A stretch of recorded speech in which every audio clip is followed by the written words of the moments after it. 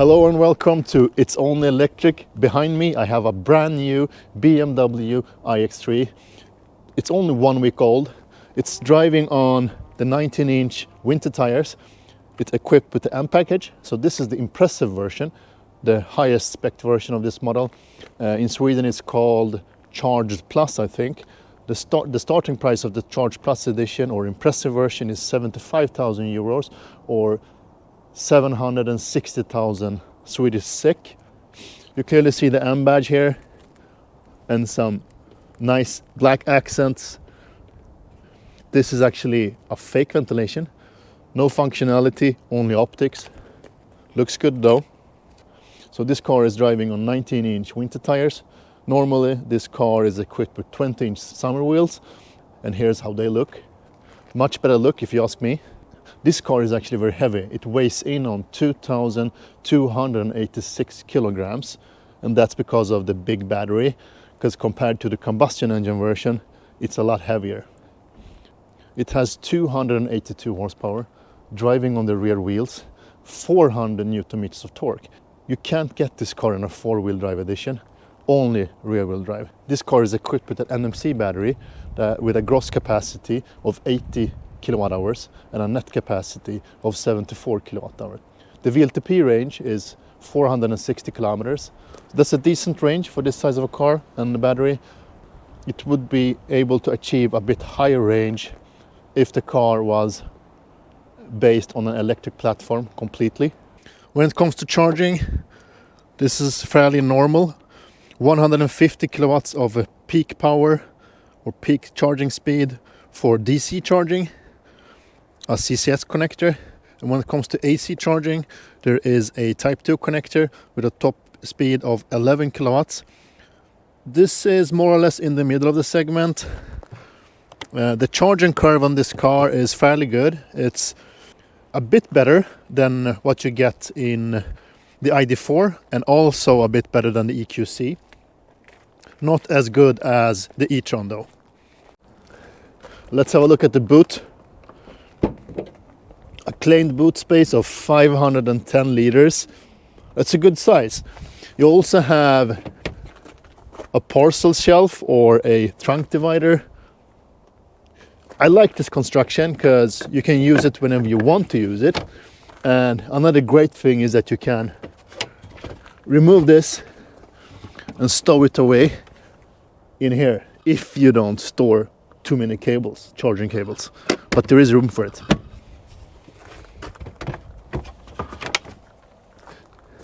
There is no frunk on this car, so this is all you get, but should be enough.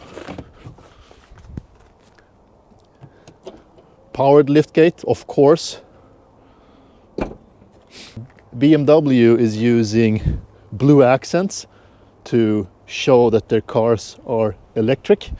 So blue accents in a lot of places, in the iX3, around the BMW, classic BMW badge, both in front and at the back. But what I like with this version is that they have removed a lot of blue accents and those are replaced with black accents. That's nice. Let's have a look at the interior. A very classic BMW X3 interior. You will feel at home if you're used to BMW cars and if you like that kind of layout. There is a lot of buttons here though. A bit too many if you ask me. Nice front seats with some extra leg support, extendable leg support. I like that because I have long legs and I really miss that in my car. Lumbar support and power seats with a classic control, works very good. Leather seats, a bit stiff, but I mean that's how BMW normally does it. Glass roof, a BMW M steering wheel, looks very good, and with classic buttons. No haptic feel buttons. You really feel every button separately and you feel the push and the travel in every single button. It's really easy to get used to these buttons on the steering wheel and controls. You have steering wheel heater, also conveniently placed just underneath the center cap of the steering wheel. There's an updated gear selector. It's a lot smaller now, and I think that's very good because, I mean, in an EV the gear selector is not as important as in other cars, in combustion engine cars, so it's good that it actually gets a bit smaller. I think this looks really good. You have these blue accents, the start and the stop button also blue, together with the center cap of the steering wheel. You also have blue stitching everywhere in the car and a lit up BMW logo in the door openings. This car is equipped with the Harman Kardon sound system. It's better than the standard sound system in this car. It's a bit more of a grown-up sound, not as heavy in the bass. I would say it's a traditional BMW sound system. Sounds good, but it's not great. This car is also equipped with a head-up display, and I really love BMW's head-up displays. Very convenient to have and easy to use. You get a lot of information in that one, so it really helps you to keep your eyes on the road. Good job, BMW. And as always in BMW interiors, it is nicely done, nice materials, a bit more classic, I would say, than a lot of other brands. Not too many screens. You have 2 screens, one big central cluster, together with a media screen. Could be a bit bigger, but it's enough. You control it with this iDrive functionality or iDrive wheel. I really like this iDrive wheel because it's a good way of controlling the screen if you don't want to touch the screen all the time.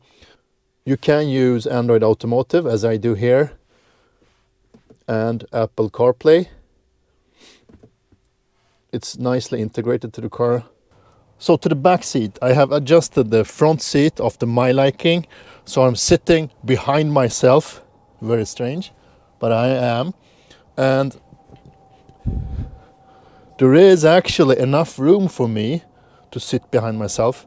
And I'm 6.3, so 193 centimeters tall. So that's good. And you can decline the backrest of the back seat, so that's good. So just pull this one, and I get a bit more comfy. And there's a lot of headroom in this car. The headroom is great. My hair doesn't even touch the roof. Good space for my feet. And it seems like BMW have managed to keep the battery pack very thin. So decent support for my thighs and legs. Okay leg room. Comfy back bench. A bit flat though. Nice central compartment controls with 2 USB-C port and a pocket where you can actually stow away your USB-C cable if you don't want to remove it or detach it from the car. You also have a climate control option here where you can control the temperature. Mesh pockets. Good storage in the door pockets. And this back door trims is also equipped with this nice blue stitching. Exactly the same type of stitching as you find in all the seats and all the door trims. This is also nice, adjustable headrests. So not only when it comes to height, also when it comes to depth. So if you're like me, hunching a bit, then you can push the headrest forward and get some enhanced comfort. Always good. So let's take a test drive in the car and see how it behaves and how it feels to drive. Hans Zimmer sounds, put in drive. Let's take a tour. I will try the different drive modes. So let's start with Eco Pro. I have been trying the different region modes. So I'm now driving on maximum region. There is a mode called Auto Region. Then the car actually adapts to the conditions, the driving conditions. For instance, if you are in traffic, or if you, according to the GPS, are slowing down, it will increase or decrease the amount of region depending on how you drive and the specific condition you are in for the moment. I really like that mode, but I haven't got used to it yet. I mean, if you don't want to care, and if you don't want to choose a manual level of region, I think the adaptive region or automatic region amount is a good choice, because it will probably help you increase the range while driving. But for me, that's used to high region. Since I'm driving Tesla cars most of the time, I actually prefer driving in the highest region mode and adjust the region sensitivity by being very precise with my right foot. But it depends on your drive style and how you want to use it. The good thing is that BMW actually lets you choose the amount of region, or if you want to run the automatic region setting. So let's enter the sports mode. It immediately activates the Hans Zimmer sports sounds. So I don't know if you hear that, but there is a increasing acoustic artificial sound that actually mimics the sound of a real engine. I think this is one of the best engine sounds I have tried, together with the Mercedes EQE AMG I tried earlier. I normally don't like artificial sounds because I think the sound of the electric motor is mostly enough. But on this car there is not a lot of sound from the motor, so I think the Hans Zimmer sound, the add-on, actually adds a bit of a sporty feeling to the drive, and I actually like it. Let's try to floor it and see what happens. There's a good amount of push in your back since it's rear-wheel drive, feels good. So the steering is very precise. It's immediate, no delay in the steering. I like that. The region is not a one-pedal driving region. I would actually want it to be a bit more aggressive. Let's put in comfort. This car has adaptive cruise control, lane assist control. That's good. The head-up display and park assist. So there is a lot of functions. It's specific technology and it works very good together. Everything seems to be well tested, working good. I really like the push when you floor it, even in comfort mode. In sports mode, it's a bit more aggressive. And what I like is that there is not much of a delay when you actually floor it. It's a small amount of delay, but it's not as aggressive as some of the other car manufacturers that makes EVs, but it's still rapid enough. It's like a delay of 0.3 seconds, maybe half a second, but it's pretty direct. The steering, as I said, feels very precise. I like the combination of the iDrive control, where you actually can control where you're at the screen, in combination with the touchscreen.